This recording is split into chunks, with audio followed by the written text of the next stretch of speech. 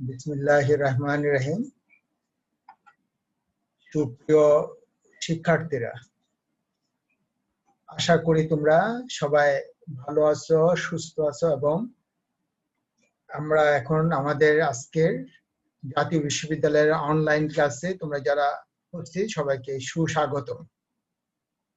আজকে আমরা যা পড়বো সেটা হচ্ছে প্রথম অধ্যায় এবং পরিচিতি, ইন্ট্রোডাকশন এবং জীবন বিভাগ দ্বিতীয় অধ্যায়ের আংশিক আমরা আজকে পড়ার চেষ্টা করব। আমাদের আজকে প্রথম অধ্যায়টা শেষ হবে।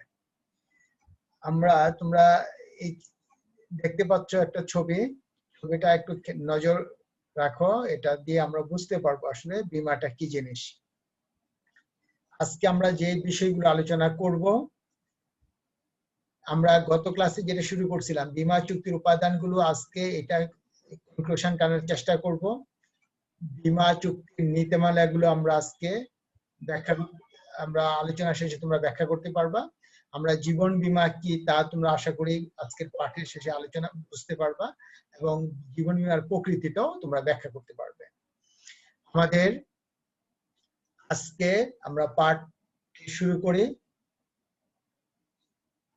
আমাদের প্রথম যেটা বীমা চুক্তির উপাদানগুলো, আমরা বীমা চুক্তিপত্রের উপাদানগুলিকে প্রধানত আমরা কয় ভাগে ভাগ করছিলাম? দুই ভাগে ভাগ করছিলাম। প্রথমটা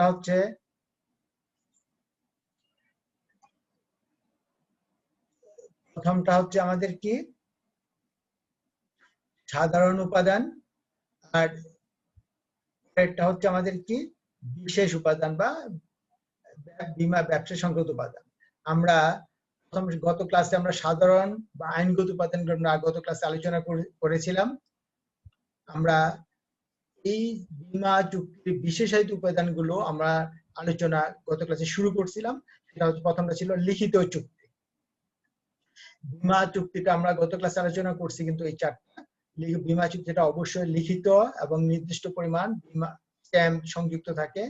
বীমার ক্ষেত্রে আমরা বলছি যে এখানে সাধারণ বীমার ক্ষেত্রে আর্থিক ক্ষতিপূরণ প্রদান করা হয় এবং জীবন বীমার ক্ষেত্রে আর্থিক নিশ্চয়তা প্রদান করা হয়। আমরা বলছিলাম সকল জিনিসের বীমা করা যায় না, শুধু বীমা যোগ্য স্বার্থ আছে এমন বীমার বিষয়বস্তুরই বীমা করা যায়।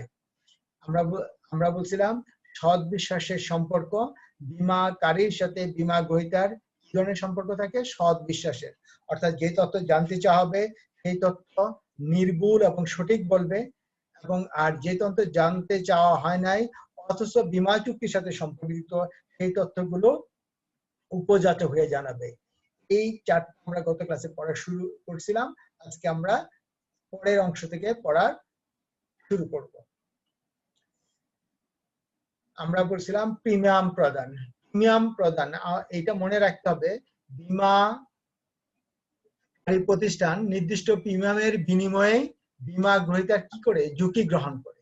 মনে রাখবে, বীমা প্রিমিয়াম প্রদান করার পরেই শুধুমাত্র বীমা চুক্তি কার্যকর হয়। তোমাদের কাছে অনেক সময় বলতে পারে বীমা প্রতিনিধি, এটা খেয়াল করবা, কিন্তু বীমা প্রতিনিধি বলে যে আপনি তো স্বাক্ষর করে দিচ্ছেন সুতরাং আপনার চুক্তি কিন্তু হয়ে গেছে। না, এটা চুক্তি হয় নাই। মনে রাখবা, বীমা প্রিমিয়াম দেওয়ার পরে বীমা চুক্তি কার্যকর হয়। এই জন্য এটাকে বলা হয় প্রথম যে বীমা প্রিমিয়াম দিলা, এটা রসিদের নাম হচ্ছে ফার্স্ট প্রিমিয়াম রিসিপ্ট। অর্থাৎ ফার্স্ট প্রিমিয়াম রিসিপ্ট হাতে পাওয়ার পরেই মনে করবে তোমার চুক্তিটা কার্যকর। অর্থাৎ বীমা প্রিমিয়াম প্রদানের পরে যদি বীমা গ্রহীতার দুর্ঘটনা সংঘটিত হয় তাহলেই বীমা দাবি পাওয়ার যোগ্যতা রাখেন বীমা গ্রহীতা। আমরা কি জানলাম? বীমা প্রিমিয়ামের মাধ্যমে বীমা চুক্তি শুরু হয়, এর পূর্বে না। পরে এটা আমরা বলছি আর্থিক ক্ষতিপূরণ। মনে রাখবা, সাধারণ বীমার ক্ষেত্রে শুধু আর্থিক ক্ষতিপূরণ দেওয়া সম্ভব, কিন্তু অন্য বীমার ক্ষেত্রে জীবন বীমার ক্ষেত্রে আর্থিক ক্ষতিপূরণ দেয় না। এখানে কি দেওয়া হয়? আর্থিক নিশ্চয়তা প্রদান করা হয়। আর্থিক নিশ্চয়তা, কারণ মানুষের জীবনটা অর্থের অঙ্কে পরিমাপ করা যায় না। তাহলে আমাদের কি করতে হবে? যেহেতু মানুষের জীবনের আর্থিক মূল্য অমূল্য, সেহেতু এই ক্ষেত্রে আমরা আর্থিক নিশ্চয়তা প্রদান করা হয়। আর্থিক ক্ষতিপূরণের কথাটা কার ক্ষেত্রে প্রযোজ্য হবে? সাধারণ বীমার ক্ষেত্রে, নৌ বীমা, অগ্নি বীমা, এই সকলের বীমার ক্ষেত্রে। প্রত্যক্ষ কারণ, বীমা চুক্তির অন্যতম একটা প্রধান বৈশিষ্ট্য হচ্ছে প্রত্যক্ষ কারণ। এটাকে কোথাও কোথাও আমরা বলি সন্নিকটবর্তী কারণ বা নিকটবর্তী কারণ। আসলে আমরা নিকট এবং দূর বলতে কি বুঝি? নিকট বলতে বুঝি বীমার চুক্তিপত্রে উল্লেখ আছে, বীমার চুক্তিপত্রে উল্লেখ আছে এমন কারণে যদি বীমার বিষয়বস্তু ক্ষতিগ্রস্ত হয় তাহলে বীমা দাবি পরিশোধ করা হবে। বীমার চুক্তিপত্রে উল্লেখ নাই এমন কোন কারণে যদি বীমার বিষয়বস্তু ক্ষতিগ্রস্ত হয় তাহলে কোনো ক্ষতিপূরণ পাওয়া যাবে না। যেমন আমরা যদি অগ্নি বীমা করি আর এটা যদি মনে করো তোমার অন্য কারণে ক্ষতিগ্রস্ত হয়ে আমার গাড়িটা আমরা কি করলাম, অগ্নি বীমা করলাম। এখন অগ্নি না লেগে যদি রাস্তায় দুর্ঘটনার কারণে গাড়িটা নষ্ট হয় কোনো ক্ষতিপূরণ পাবো না। অথবা আমরা এই জিনিসের অর্থাৎ প্রত্যক্ষ বলতে আমরা কি বুঝাতে চাই বা নিকটবর্তী বলতে কি বুঝাই, অর্থাৎ চুক্তিপত্রে উল্লেখ আছে এই কারণে যদি বীমার বিষয়বস্তু ক্ষতিগ্রস্ত তাহলে ক্ষতিপূরণ পাওয়া যাবে, অন্যথায় না। অর্থাৎ দূরবর্তী কারণ অর্থাৎ বীমার চুক্তিপত্রে উল্লেখ নাই এমন কারণে ক্ষতিগ্রস্ত হলে ক্ষতিপূরণ পাওয়া যাবে না। নেক্সট, আনুপাতিক অংশগ্রহণ। আনুপাতিক অংশগ্রহণ বলতে আমরা কি বুঝাতে চাই? আনুপাতিক অংশগ্রহণ বলতে আমরা এখানে অংশগ্রহণ হবে, আনুপাতিক অংশগ্রহণ বলতে আমরা বুঝতে চাই যদি একাধিক বীমাকারী প্রতিষ্ঠানের নিকট বীমা করা হয়, এবং এই কথাটাও মনে রাখবে যে বীমার সাধারণ বীমার ক্ষেত্রে প্রযোজ্য, জীবন বীমার ক্ষেত্রে না। সাধারণ বীমার ক্ষেত্রে যেহেতু ক্ষতিপূরণ প্রদান করা হয় একাধিক প্রতিষ্ঠানের কাছ থেকে আমি যই পরিমাণ ক্ষতি হলো সেই পরিমাণে ক্ষতিপূরণ পাবো, তার চেয়ে বেশি না। সুতরাং একাধিক কোম্পানির কাছ থেকে আনুপাতিক হারেই আমি ক্ষতিপূরণ আদায় করব। যদি একটা বীমা কোম্পানির কাছে বীমা করা হয় তাহলে আনুপাতিক অংশগ্রহণের কথাটা আসবে না। একাধিক বীমা কোম্পানির কাছে যদি বীমা করা হয় তাহলে আনুপাতিক ক্ষতিপূরণের বিষয়টা বিবেচনায় আসবে।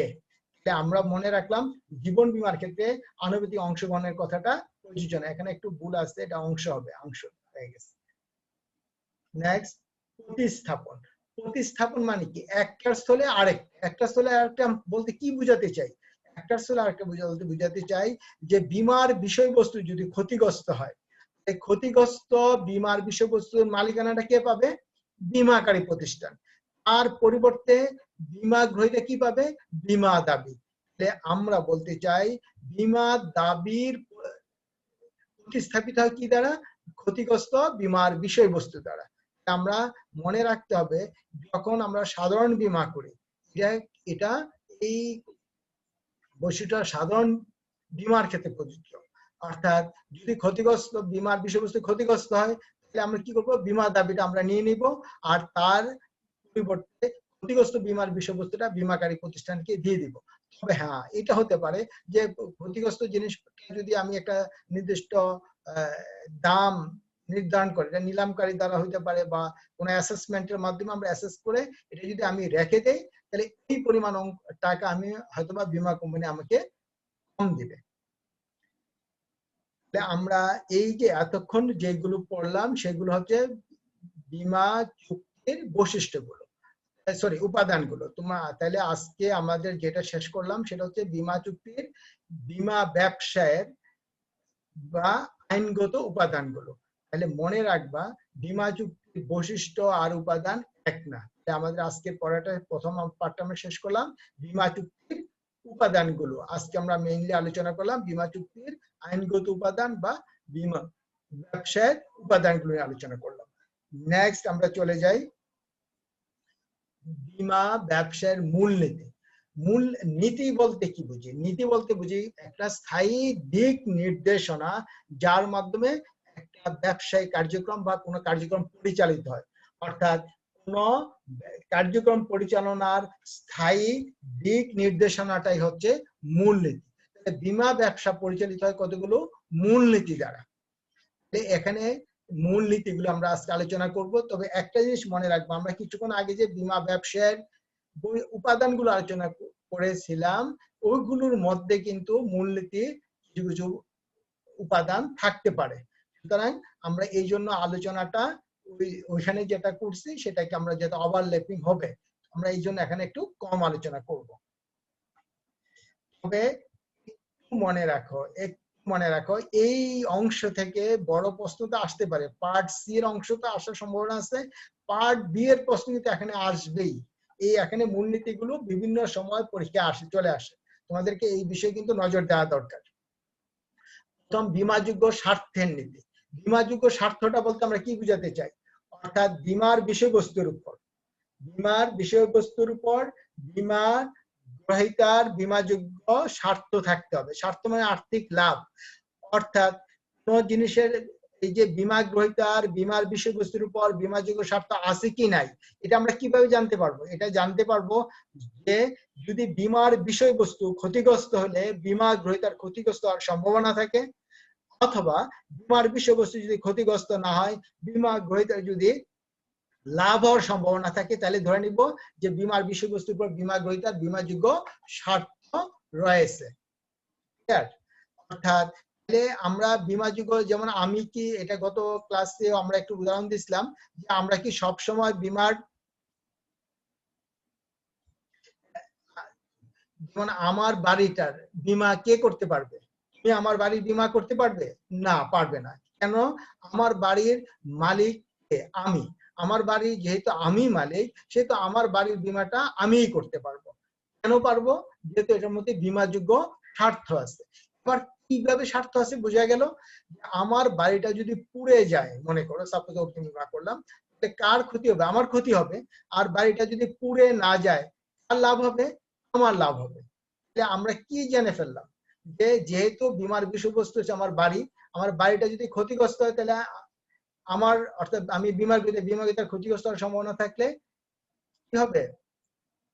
বীমাযোগ্য স্বার্থ আছে, বুঝে যাবে। আর তুমি আমার বাড়িটা কেন বীমা করতে পারবে না? যেহেতু আমার বাড়ি পুড়ে গেলে তোমার আর্থিকভাবে, মনে রাখবা, লস, তুমি হয়তো আমার জন্য দুঃখ সমবেদনা জ্ঞাপন করলা, কিন্তু আর্থিকভাবে তো তোমার কোনো লস হলো না। যেহেতু আমার বাড়ির সাথে তোমার আর্থিক স্বার্থ নাই, সেহেতু বীমাযোগ্য স্বার্থ নাই। যেহেতু বীমাযোগ্য স্বার্থ নাই, তুমি আমার বাড়িটা বীমা করতে পারবে না। নেক্সট, সৎ বিশ্বাসের সম্পর্কের নীতি। আমরা গত আগে আলোচনা করছিলাম, সৎ বিশ্বাস বলতে বুঝি যা বলবো সত্য বলবো, নির্ভুল বলবো।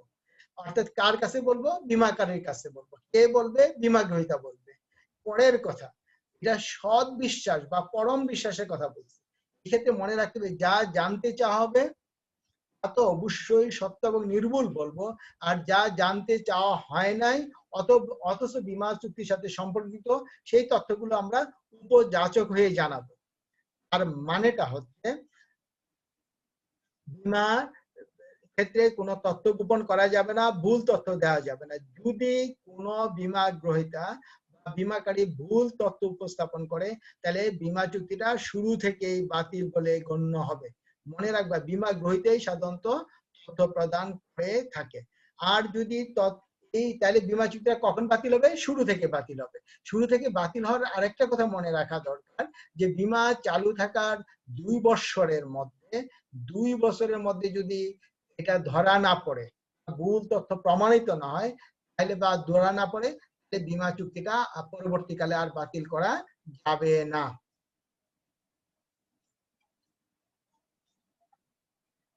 নেক্সট, প্রত্যক্ষ কারণের নীতি। একটু আগে আলোচনা করলাম। প্রত্যক্ষ কারণটা আমরা বলছিলাম, এটার আরো কি নাম বলছিলাম? সন্নিকটবর্তী কারণ, নিকটবর্তী কারণ।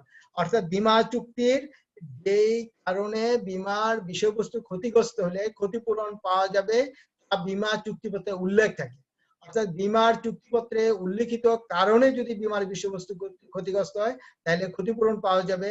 অন্য কোনো কারণে যদি বীমার বিষয়বস্তু ক্ষতিগ্রস্ত হয়, ক্ষতিপূরণ পাওয়া যাবে না।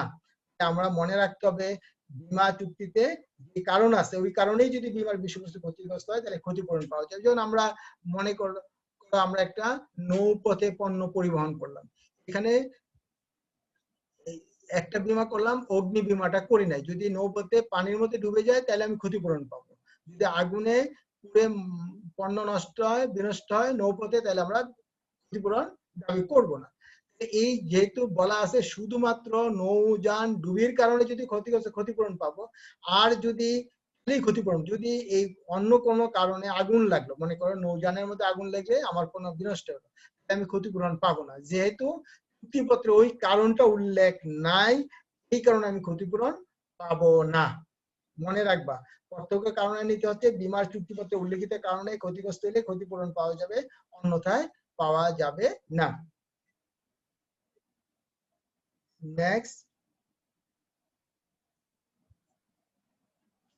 আনুপাতিক অংশগ্রহণের নীতি। আনুপাতিক অংশগ্রহণের নীতি বলতে কি বুঝি? যদি একাধিক বীমা কোম্পানির কাছে বীমা করা হয়, যদি একাধিক বীমা কোম্পানির কাছে বীমা করা হয়, তাহলে বীমা দাবি আনুপাতিক হারে উভয় বীমাকারী প্রতিষ্ঠান প্রদান করবে। অর্থাৎ এটা সাধারণ বীমার ক্ষেত্রে এই নীতিটা প্রযোজ্য, জীবন বীমার ক্ষেত্রে প্রযোজ্য না, কারণ জীবন বীমার ক্ষেত্রে ক্ষতিপূরণের নীতি অনুসরণ করা হয় না। যেহেতু সাধারণ বীমার ক্ষেত্রে ক্ষতিপূরণের নীতি অনুসরণ করা হয়, সেহেতু হবে এই ক্ষেত্রে আনুপাতিক নীতিটা কার্যকর হয় সাধারণ বীমার ক্ষেত্রে। সাধারণ বীমার ক্ষেত্রে একাধিক বীমা কোম্পানির কাছে বীমা করলে আমি কি পাবো?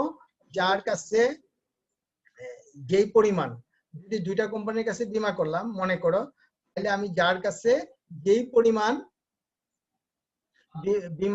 বীমা করলাম ওই আনুপাতিক হারে আমি ক্ষতিপূরণ পাবো। অর্থাৎ একটা বীমা কোম্পানির কাছ থেকে আমি পুরো ক্ষতিপূরণ আদায় করতে পারবো না। যদি আমি করিও, তাহলে অপর বীমাকারী প্রতিষ্ঠান ওই বীমাকারী প্রতিষ্ঠানকে আনুপাতিক হারে ক্ষতিপূরণ প্রদান করতে বাধ্য থাকবে। অর্থাৎ সাধারণ বীমার ক্ষেত্রে এই কথাটা প্রযোজ্য। যদি একাধিক বীমাকারী প্রতিষ্ঠানে বীমা করা হয়, তাহলে আমরা আনুপাতিক হারে উভয় প্রতিষ্ঠানের কাছ থেকে ক্ষতিপূরণ আদায় করব।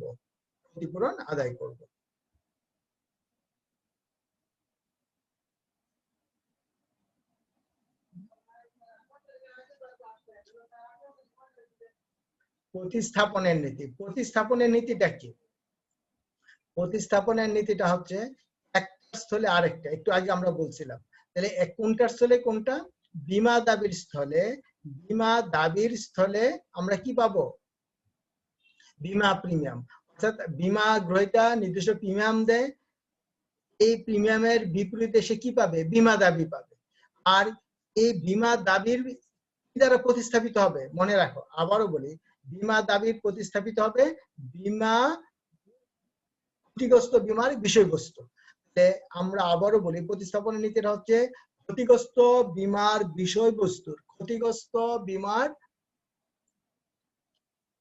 বিষয়বস্তুর স্থলে বীমা দাবি পাওয়া যাবে। তাহলে আমি বীমা গ্রহীতা যদি বীমা দাবিও চাইবো, আবার ক্ষতিগ্রস্ত বীমার বিষয়বস্তু চাইবে, এটা হবে না, দুটা একসাথে হয় না। আমরা জানি গাছেরটাও খাও তলারটাও কুড়াও, এটা কিন্তু হবে না। তোমাদেরকে মনে রাখতে হবে আর কি, একটা নিলে আরেকটা ছাড়তে হবে। কোনটার স্থলে কোনটা ছাড়বা?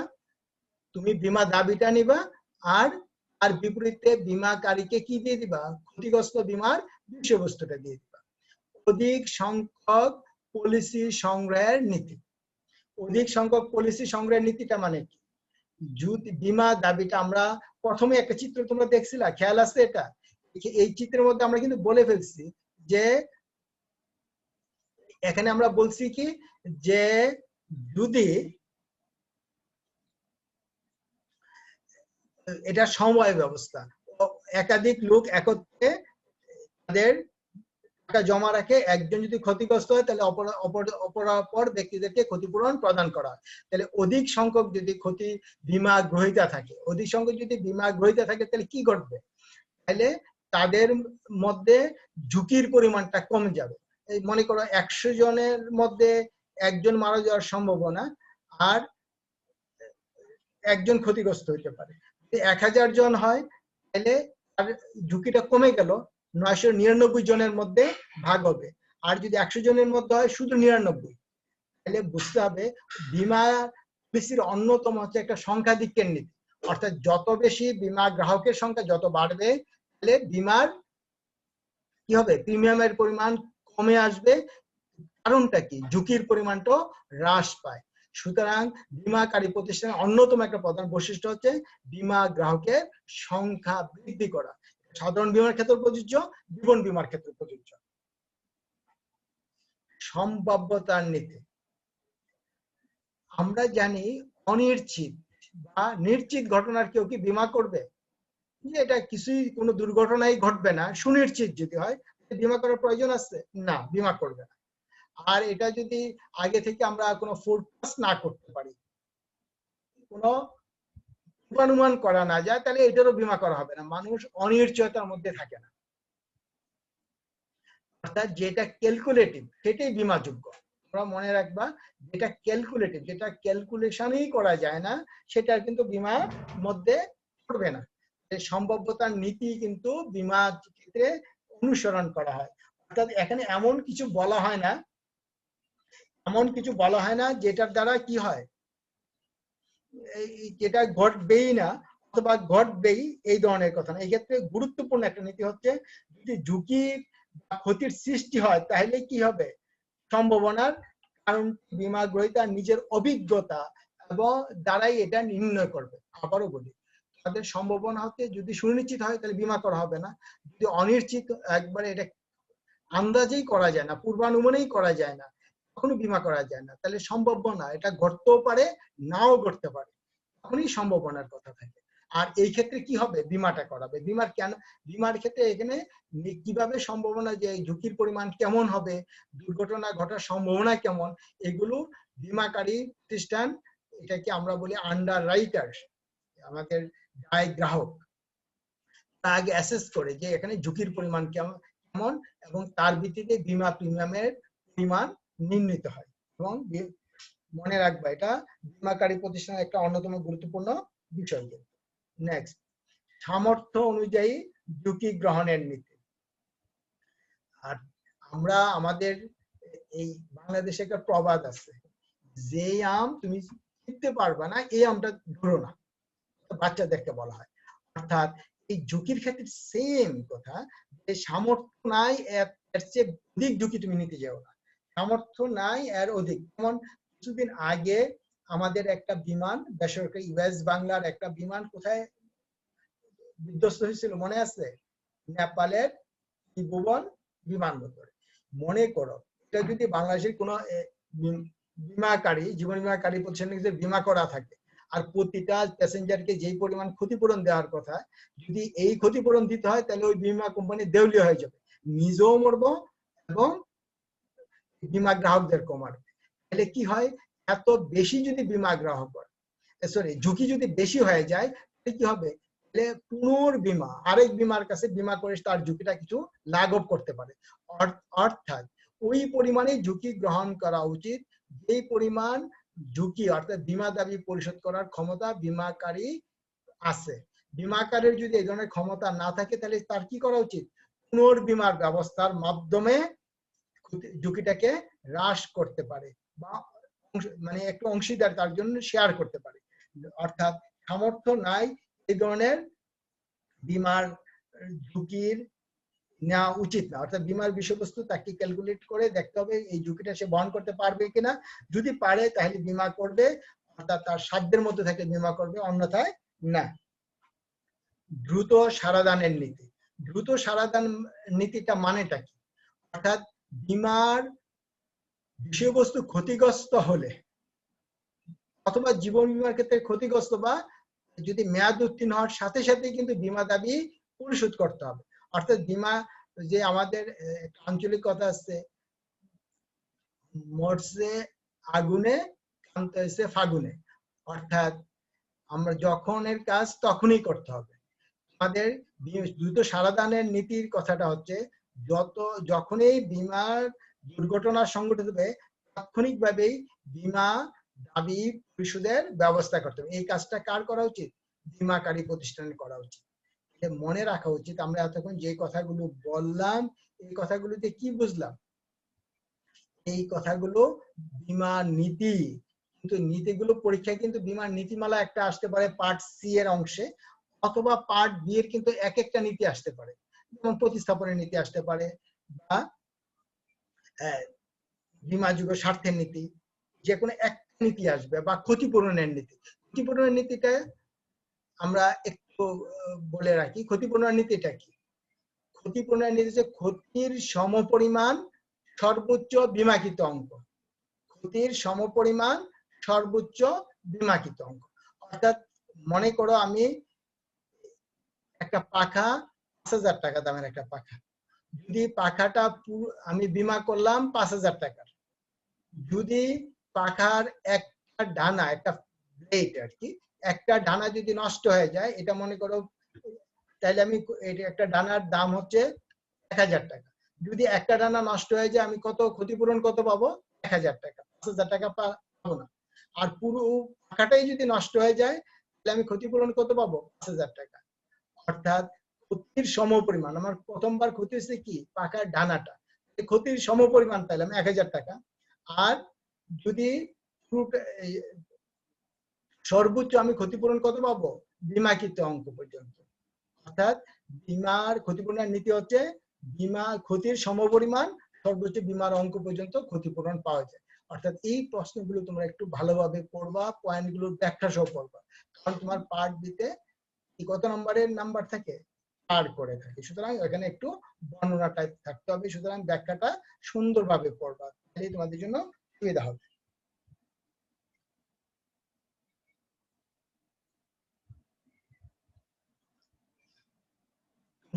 আমরা আজ এই প্রথম চ্যাপ্টারে শেষ করলাম। আমাদের যদি কোনো কোয়ারি থাকে তোমরা আমাদেরকে জানতে পারো, আমরা উত্তর দেওয়ার চেষ্টা করব। আর অথবা আজকে তোমরা দেখবা যে যদি কোনো সমস্যা থাকে নেক্সট ক্লাসে আমার সাথে আলোচনা করবা। তোমরা যে একটু ছবিটা দেখলা, ছবিটা কি বুঝলা? ছবিটা দেখে কি জানতে পারলা? ছবিটা দেখে কি জানলা তোমরা?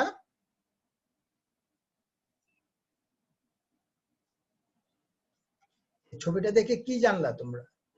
আমার ছবি না কিন্তু, আমি যে একটু আগে একটা ছবি দেখালাম, ছবিটাতে আমরা দেখলাম একজন মানুষ কি আছে?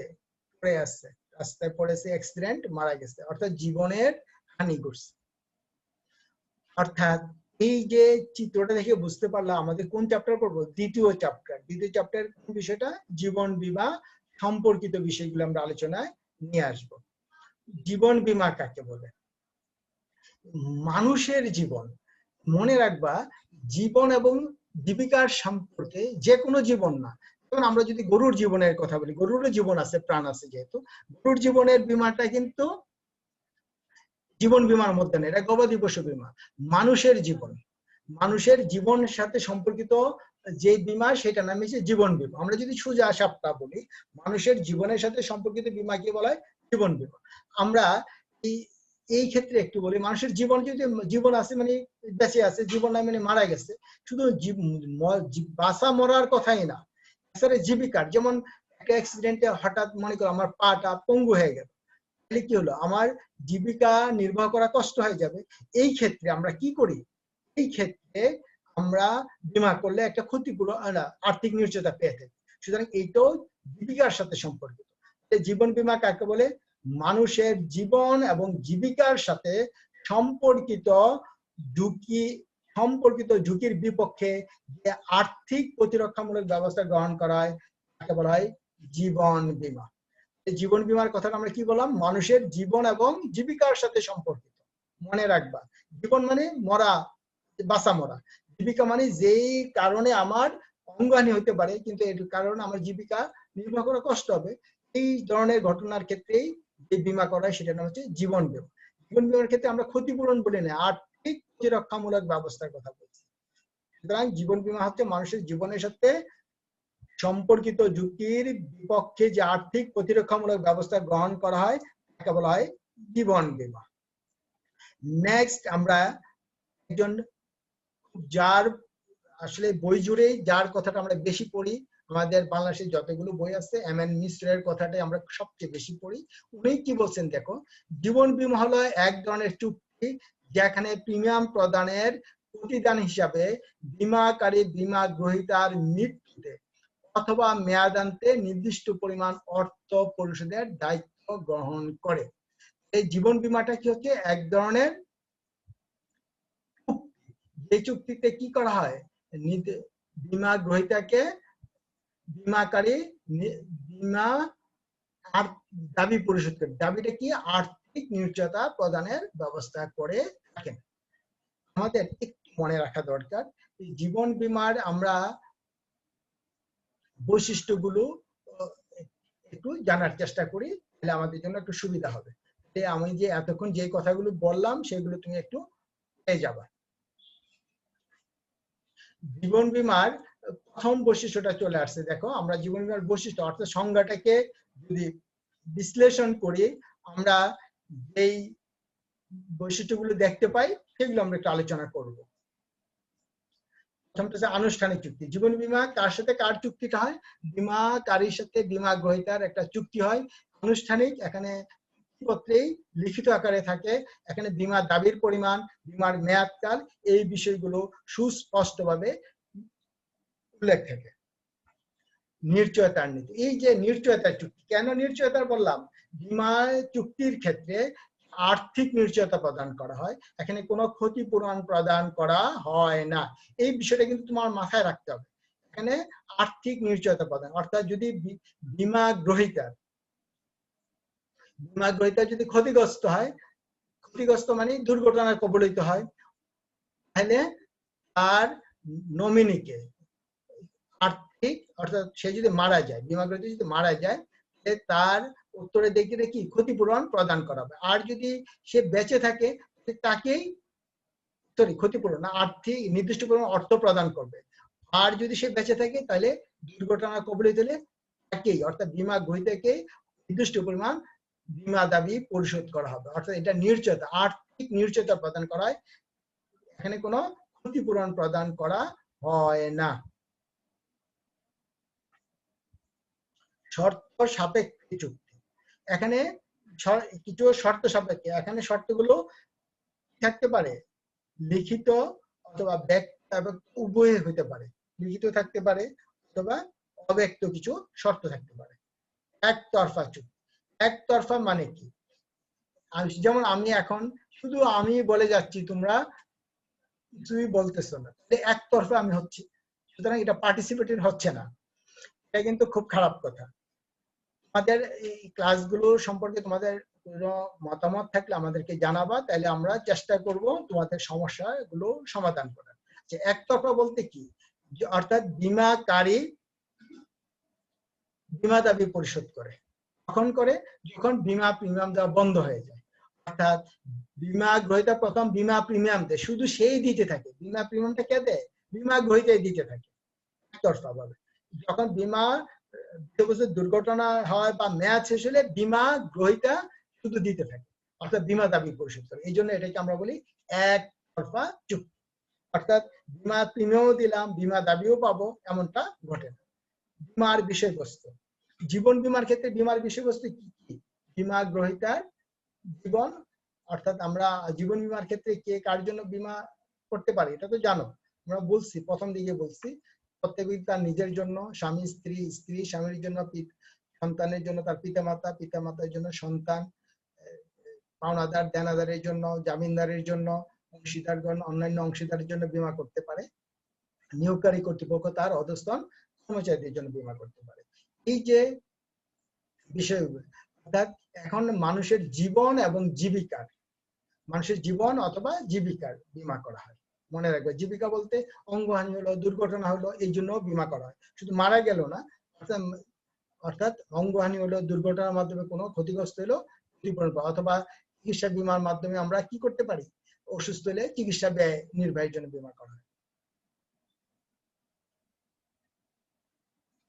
চূড়ান্ত সৎ বিশ্বাস, এটা সাধারণ বীমার ক্ষেত্রে যেমন প্রযোজ্য, জীবন বীমার ক্ষেত্রেও প্রযোজ্য। অর্থাৎ সকল তথ্য আমরা সঠিক এবং নির্ভুলভাবে বলবো, এবং বীমা চুক্তির সাথে সম্পর্কযুক্ত এমন তথ্য উপযাচক হয়ে জানাবো। বীমাযোগ্য স্বার্থ, বীমাযোগ্য স্বার্থ একটু আগে আলোচনা করছিলাম। বীমাযোগ্য স্বার্থটা হচ্ছে যে একটু আগে নিজের জীবনের জন্য বীমা করা যায়, স্বামী স্ত্রী, স্ত্রী স্বামী, এই বিষয়টা হয়। যে কোনো ব্যক্তি যে কোনো ব্যক্তির জন্য বীমা করতে পারবে না। বিনিয়োগ প্রতিরক্ষা, বিনিয়োগ প্রতিরক্ষাটা মানেটা কি?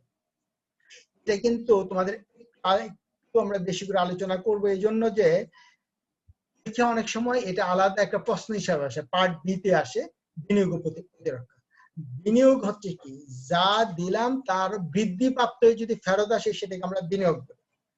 যত টাকা রাখলাম তা যদি বৃদ্ধিপ্রাপ্ত হয়ে ফেরত আসে তখন এটাকে আমরা বিনিয়োগ করি। প্রতিরক্ষা হচ্ছে যদি কোনো দুর্ঘটনা, বিমার বিষয়বস্তু যদি কোনো দুর্ঘটনার মধ্যে পতিত হয় তাহলে যে ক্ষতিপূরণ দেওয়া হয় বা আর্থিক নিশ্চয়তা দেওয়া হয় সেটা নাম হচ্ছে প্রতিরক্ষা। জীবন বীমা দুটাই কেমন, আমি বীমা গ্রহীতা যত টাকা প্রিমিয়াম হিসাবে বীমাকারী প্রতিষ্ঠানকে প্রদান করে থাকে, বীমাকারী প্রতিষ্ঠান বীমা গ্রহীতাকে তার চেয়ে বেশি পরিমাণ অর্থ প্রদান করে, তাহলে এটা বিনিয়োগ। আমরা বলছিলাম বিনিয়োগ কাকে বলে, এই পরিমাণ টাকা জমা রাখা হয় তা যদি আরো বৃদ্ধিপ্রাপ্ত হয়, তাহলে আমি বীমা প্রিমিয়াম যা দিলাম বীমা কোম্পানি অর্থাৎ বীমাকারী প্রতিষ্ঠান তার চেয়ে আমাকে বেশি দিবে, তাহলে বৃদ্ধিপ্রাপ্ত হলো, সেই তো এটা বিনিয়োগ। প্রতিরক্ষা কি, যদি আমার বীমার মেয়াদকালে মধ্যে যদি আমি মারা যাই অথবা দুর্ঘটনার মধ্যে পতিত হই, তাহলে বীমাকারী প্রতিষ্ঠান আমাকে কি দিবে, আর্থিক নিশ্চয়তা প্রদান করবে। এই জন্য এটাকে বলা হয় বিনিয়োগ এবং প্রতিরক্ষা উভয়টাই। কিন্তু মনে রাখবা সাধারণ বীমার ক্ষেত্রে শুধুমাত্র প্রতিরক্ষা ব্যবস্থা। যদি মনে করলাম আমার গাড়ির বীমা করা হলো, 1 বছরের জন্য গাড়ির বীমা করলাম, গাড়িটা যদি রাস্তার মধ্যে দুর্ঘটনা না পড়ে আমি বীমা প্রিমিয়াম হিসেবে যা দিলাম তাকে আমাকে ফেরত দিবে বীমাকারী প্রতিষ্ঠান? না, জিরো। অর্থাৎ পুরো টাকাটা আমার লস হয়ে গেল, হায় রে বীমা প্রিমিয়াম দিলাম একটা টাকাও কোনো কাজে আসলো না, পুরাটাই লস হয়ে গেল, এটা বিনিয়োগ না। হ্যাঁ, যদি আমার গাড়িটা দুর্ঘটনায় পড়ে বীমাকারী প্রতিষ্ঠান আমাকে কি দিবে, ক্ষতিপূরণ প্রদান করবে। এই জন্য এটাকে আমরা বলি প্রতিরক্ষা। নেক্সট, মৃত্যু দ্বারা কার্যকর। মৃত্যু দ্বারা কার্যকর মানেটা কি, আমরা জানি যদি কোনো ব্যক্তি মারা যায় উনি সবকিছুর ঊর্ধ্বে, ইভেন কোন ফাঁসির আসামিও যদি মারা যায় কখনো বলে যে যাক মারা গেছে তার নামটা পরে এই ফাঁসি কার্যকর আল্লাহই করবে বা সৃষ্টিকর্তাই করবে, আমরা ওই যে আদালতে আর তার নাম অন্তর্ভুক্ত থাকে না অপরাধী হিসাবে। অর্থাৎ আমরা জানি মৃত্যু দ্বারা সবকিছু ফিনিশ হয়ে যায়, আইনের ঊর্ধ্বে উঠে যায়। কিন্তু এই জীবন বীমার ক্ষেত্রে একটু ভিন্ন কথা।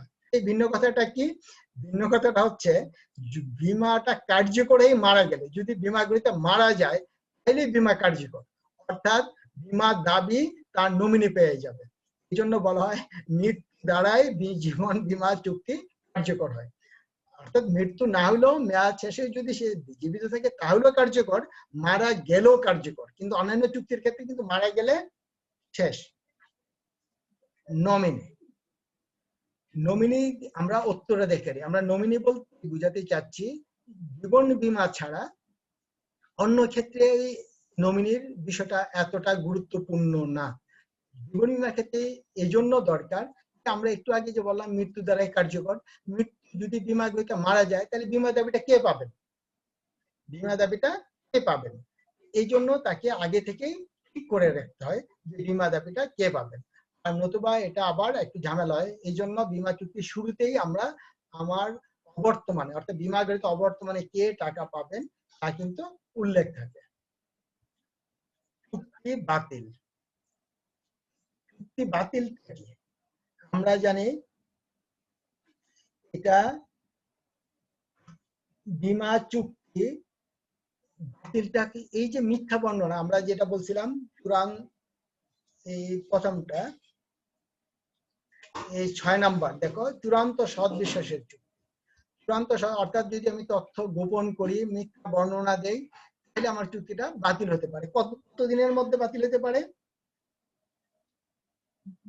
যদি 2 বছরের মধ্যে আমার ভুল ধরা না পড়ে, যদি 2 বছরের মধ্যে আমার ভুল ধরা না পড়ে তাহলে কিন্তু চুক্তি বাতিল হবে, অন্যথায় বাতিল হবে না। সুতরাং চুক্তি বাতিল কিন্তু কোথাও আবার যদি আমরা বীমা করলাম প্রথম বছর করার পরেই ভুল ধরা পড়লো, তাহলে আমার চুক্তিটা বীমাকারী শুরু থেকে বাতিল। মনে রাখবা, যদি আমার এই ধরনের তথ্য গোপন বা মিথ্যা বর্ণনার কারণে কোনো সমস্যা হয়, এই চুক্তিটা শুরু থেকে বাতিল বলে গণ্য হয়। নেক্সট, সমর্পণ মূল্য। এটা কি ইংরেজিটা খুব চমৎকার, সারেন্ডার ভ্যালু। ইংরেজিতে বলা হয় সারেন্ডার ভ্যালু। অর্থাৎ বীমাকারী, এটা মনে রাখা দরকার, বীমাকারী কি হয়, যদি বীমার প্রিমিয়াম প্রদান করতে অসমর্থ হন, বীমা গ্রহীতা যদি বীমার প্রিমিয়াম প্রদান করতে অসমর্থ হন এবং তখন বীমা গ্রহীতার কাছে তার বীমাপত্রটা সারেন্ডার করেন, তাহলে বীমাকারী প্রতিষ্ঠান বীমা গ্রহীতাকে নির্দিষ্ট পরিমাণ অর্থ প্রদান করতে সম্মত হয়। এই যে নির্দিষ্ট পরিমাণ অর্থ প্রদান করতে সম্মত হলো, সেটা হচ্ছে সমর্পণ মূল্য। যেই পরিমাণ টাকা, আমি আবারও বলি, বীমা গ্রহীতা যদি বীমা প্রিমিয়াম প্রদান করতে অসমর্থ হন, উনি পারেন না, এই কথাটা জানিয়ে যদি বীমা গ্রহীতা বীমাকারীর কাছে বীমাপত্র সমর্পণ করেন, তখন বীমাকারী বীমা গ্রহীতাকে যে পরিমাণ অর্থ প্রদান করার প্রতিশ্রুতি দেন, এটার নাম হচ্ছে সমর্পণ মূল্য। মনে রাখতে হবে, সমর্পণ মূল্য কি হয়, যদি বীমাপত্র চালু করলা প্রথম বছর এর মধ্যেই যদি দাও, তাহলে কিন্তু হবে না। কারণ বীমাকারী প্রতিষ্ঠানের এই অনেক খরচ আছে, প্রতিনিধির, যারা বীমা প্রতিনিধি আছে, অফিস খরচ, সব মিলে প্রথম 2 বছরের মধ্যে যদি তুমি বীমা আগে 2 বছরের আগে, কোথাও কোথাও আছে 3 বছর, এটা চুক্তিপত্রে উল্লেখ থাকে, সাধারণত 2 বছর, কোথাও কোথাও বলা থাকে 3 বছর পর্যন্ত যদি আগেই সমর্পণ করো, বিশেষ করে 2 বছরের আগে বীমা শুরু থেকে, অর্থাৎ ফার্স্ট প্রিমিয়াম প্রদানের পর থেকে 2 বছরের মধ্যে যদি কোনো বীমা গ্রহীতা তার বীমাপত্র সমর্পণ করে, তাহলে বীমাকারী প্রতিষ্ঠান সাধারণত কোনো প্রকার দিতে চায় না, মূল্য সমর্পণ মূল্য প্রদান করতে চায় না। 2 বছরের বেশি হলে সাধারণত সমর্পণ মূল্য প্রদান করে থাকে। আবার কোন কোন বীমা পলিসির এটা বৈশিষ্ট্য চুক্তির মধ্যে লেখা থাকে, কোন কোন প্রতিষ্ঠান সমর্পণ না করলে মেয়াদ শেষে সে টাকা পাবে। অর্থাৎ সমর্পণ মূল্যটা মনে রাখতে হবে, প্রথম বছরে কোনো প্রতিষ্ঠানেই দেয় না, সাধারণত 2 বছর চালু রাখলেই সমর্পণ মূল্য পাওয়া যেতে পারে। তবে এটা চুক্তিপত্রে উল্লেখ থাকবে, কারণ হচ্ছে সাধারণত জমাকৃত অর্থে প্রায় 80 থেকে 80% এন্ড অ্যাবাভ টাকা কি হয়, প্রথম বছরের টাকাগুলো প্রায় খরচ হয়ে যায়, দ্বিতীয় বছরের থেকে কিছু বীমাকারী প্রতিষ্ঠানের নিকট থেকে যায়। এই জন্য সমর্পণ মূল্য কিন্তু 2 বছর না হলে পাওয়ার সুযোগ থাকে না। তাহলে আমরা মনে রাখলাম এই সারেন্ডার ভ্যালু, এগুলো কিন্তু পরীক্ষায় আসবে, ছোট ছোট প্রশ্ন সারেন্ডার ভ্যালু আসতে পারে। এই বৈশিষ্ট্যগুলো দিয়ে একটা ছোট প্রশ্ন আসবে পার্ট বি এর, এই জন্য বৈশিষ্ট্যগুলো আমরা আলাদাভাবে আলোচনা করছি, এইভাবে কিন্তু আসবে না, নমিনি এগুলো আসতে পারে। তোমাদের একটু খেয়াল রাখবা, এই বৈশিষ্ট্যগুলো একটু ভালোভাবে পড়বা। তাহলে আজকে আমাদের জীবনের বৈশিষ্ট্য পড়লাম, আমাদের আজকে এখানেই শেষ। আমাদের আগামী ক্লাসে আমরা জীবন বীমার বাকি অংশটা পড়ার চেষ্টা করব। তোমরা সবাই ভালো থাকো, সুস্থ থাকো, সবাইকে ধন্যবাদ। আসসালামু আলাইকুম।